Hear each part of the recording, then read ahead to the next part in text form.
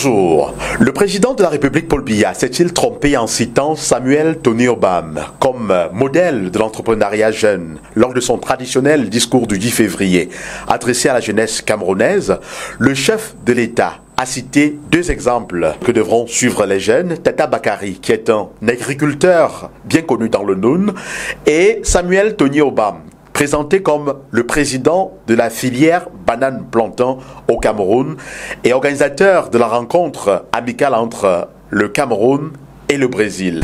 Mais seulement il se trouve qu'après le discours du chef de l'État, l'une des conseillères régionales dans le sud a effectué une descente dans le centre d'incubation de la filière banane-plantain construite par cet homme d'affaires et a malheureusement fait le constat selon lequel il n'y avait pas d'activité de ce côté-là. C'était un centre construit et abandonné. D'où la polémique autour de l'activité que mènerait cet homme d'affaires présenté comme un exemple à suivre par le chef de l'État. Qu'est-ce qui peut justifier ou expliquer cette polémique autour de l'activité menée par cet homme d'affaires, présenté par certains comme un vendeur d'illusions qui fait dépenser beaucoup d'argent à l'État du Cameroun? Tony Obam est-il réellement un entrepreneur spécialisé dans la filière banane-plantain comme il le dit lui-même? Mesdames, Messieurs, nous posons la question à l'homme de la rue. Écoutons les réactions des uns et des autres dans ce micro-trottoir. Bienvenue sur Echo 237. À mon avis, tout dépend de la position, de quel côté on se trouve. Parce que, de mémoire, jamais le chef de l'État n'a prononcé un discours et cité un jeune comme exemple, et ça a suscité autant de remous. Depuis ce 10 février, ces différentes dissensions qu'on entend ça et là sont liées au fait que jusqu'ici, personne n'a une certaine traçabilité sur le parcours de ce fameux Tony Obam. On dirait même que c'est quelque chose qui est sorti du chapeau. Parce que, rappelez-vous, l'année dernière, lorsque le président a cité Nganou Francis comme référence jeune, ça n'a fait aucun problème, ça n'a suscité aucun problème. Mais seulement, cette fois-ci, ça suscite autant de remous, tout simplement parce que jusqu'ici, Tony Obam ne s'est pas montré, de toutes les façons, il est resté un mythe, un énigme. Et plus grave encore, nous avons été désagréablement surpris de constater qu'un média concurrent au vôtre s'est déplacé sur les lieux, histoire même de voir en quoi est-ce que son complexe, à quoi il ressemble, mais qu'ils ont été sauvagement brutalisés. Ce qui laisse davantage des doutes sur la qualité, voire même la probité de ce monsieur, dont je pense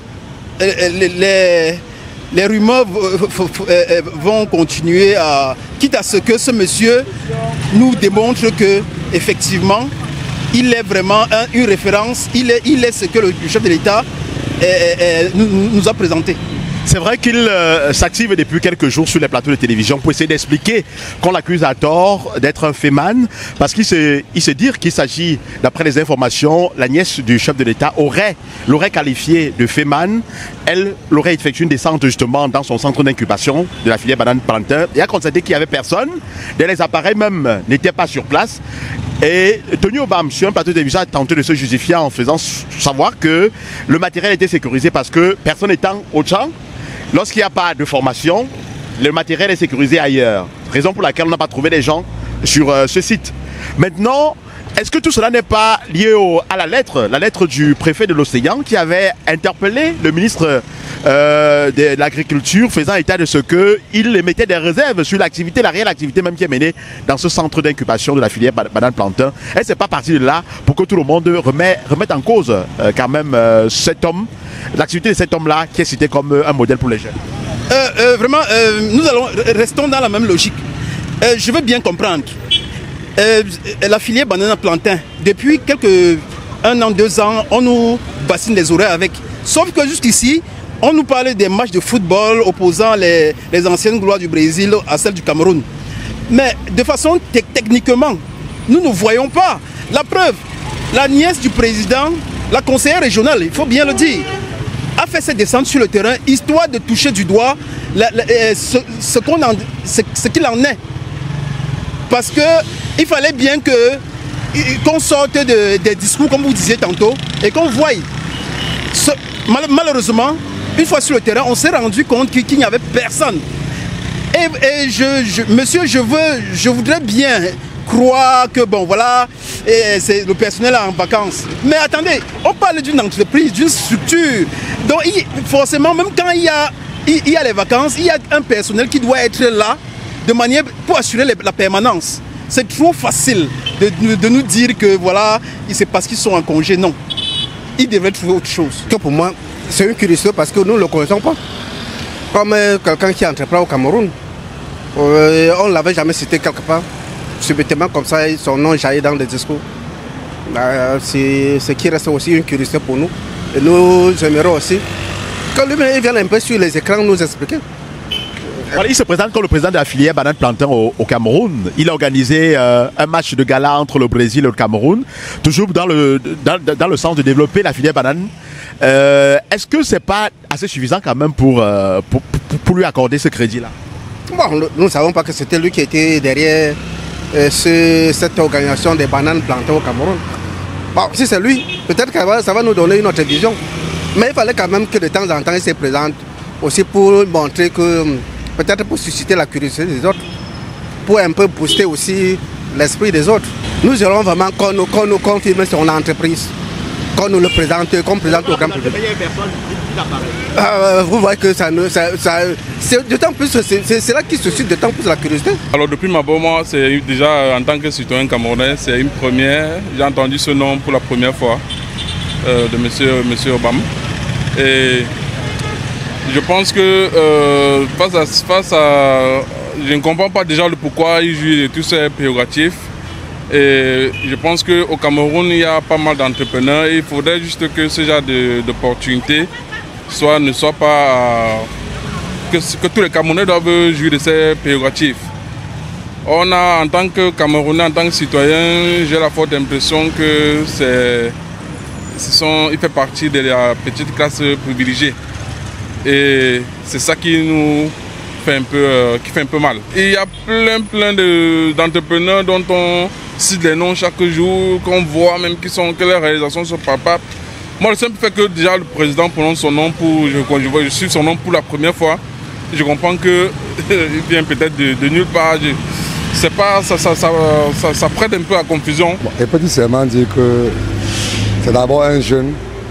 Ce que l'autorité a dit, ça veut dire que c'est pour encourager d'autres jeunes.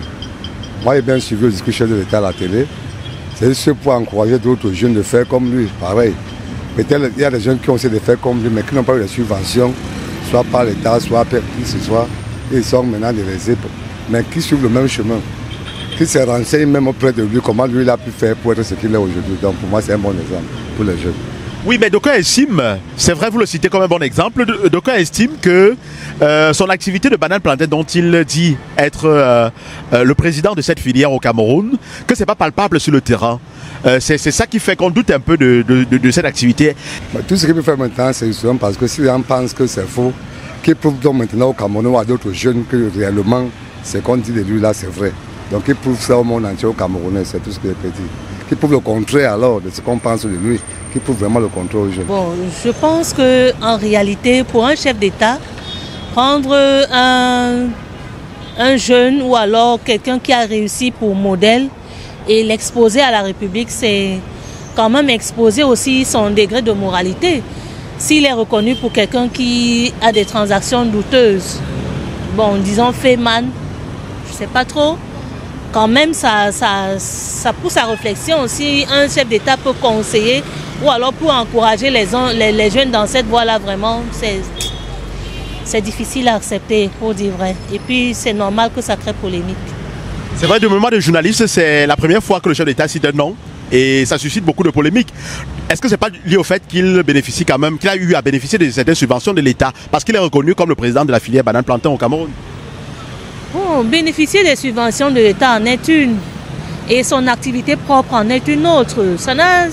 Je ne pense pas qu'il y ait un lien direct. Je pense pas qu'il y ait un lien direct. Et si même il a, c'est normal que le chef de l'État même parle de lui. Si en réalité c'est par rapport aux subventions de l'État, bon, mais si exactement c'est l'activité qu'il fait en dessous, vraiment ça doit vraiment créer polémique, pour le dire vrai. Peut-on dire que Tony Obam est-il victime de sa loyauté envers le chef de l'État au regard de ce qu'il appelle acharnement contre sa personne? D'aucuns parle même de jalousie au regard de ce qu'il a déjà construit malgré son jeune âge. Il convient également de rappeler que Tata Bakary, qui est un ancien enfant de la rue, devenu agriculteur très prospère dans le Noun, cité également dans ce même discours, ne fait pas de polémique. Au contraire, il est très apprécié et ses installations ont été présentées, ou alors ses activités champêtres ont été présentées à Mondovision. Il y a la question de savoir si Tony Obam dispose réellement des plantations de bananes plantains physiques. Il a donné des éléments de réponse depuis plusieurs jours que cette polémique s'enflamme, faisant la précision selon laquelle le centre d'incubation dont il est le promoteur participe à former des Camerounais dans la filière banane plantain et mène beaucoup d'autres activités qui ne sont toujours pas orientées vers la production de la banane plantain. Mesdames, Messieurs, voilà autant d'interrogations que se posent les Camerounais et les réponses apportées également par ce jeune homme d'affaires sous le feu des critiques depuis qu'il a été cité comme exemple pour la jeunesse camerounaise. C'est ici que nous mettons un terme à cette autre édition de Ce que pensent les gens, réalisée dans les rues de la capitale économique Douala. Mesdames et messieurs, vous êtes de plus en plus nombreux à vous intéresser aux productions d'Echo 237. Merci pour vos encouragements.